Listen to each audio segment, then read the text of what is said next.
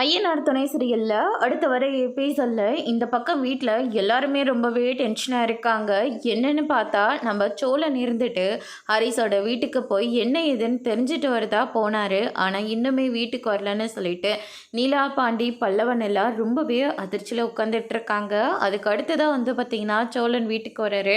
அவரும் ரொம்பவே சந்தோஷமாக வராங்க. என்னடா இவன் அண்ணனே பரவாயில்ல போல இருக்கே, இவன் எதுவுமே சொல்லாமல் இவ்வளோ இதாக வந்துட்டுருக்கான், என்னவா இருக்கும் அப்படின்னு சொல்லிட்டு பாண்டி ஒரு பக்கம் சொல்லிக்கிட்டு இருக்கவும், அதுக்கு அடுத்ததாக பார்த்தீங்கன்னா நம்ம சோழன் இருந்துட்டு இவ்வளோ விஷயம் நடந்திருக்கு தெரியுமாடா உனக்கு, சொன்னால் தானே தெரியும், கேட்டுட்டு வரேன்னு போனையே என்னாச்சு அப்படின்னு சொல்லிட்டு பாண்டி சொல்லிக்கிட்டு இருக்காங்க. அண்ணன் எதுக்காக சந்தோஷமாக இருக்குன்னு தெரியுமா, அரிசி இருந்துட்டு என் தங்கச்சியை கல்யாணம் பண்ணிக்கிறியான்னு சொல்லி சந்தையாவை கல்யாணம் பண்ணிக்க சொல்லி அண்ணங்கிட்ட கேட்டிருக்கு.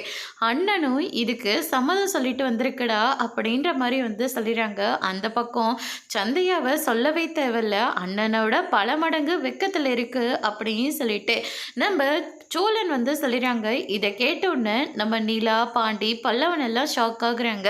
நீங்கள் என்னங்க சொல்கிறீங்க?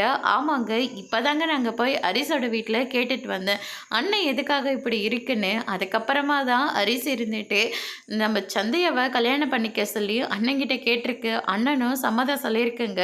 ஆனால் அண்ணனை பார்த்தீங்களா, நம்ம கிட்ட ஒரு வார்த்தை கூட சொல்லவே இல்லை அப்படின்னு சொல்லிட்டு சோழன் சொல்லிக்கிட்டு இருக்காங்க. அதோட இன்னைக்கான பிரம முடிச்சிருக்காங்க.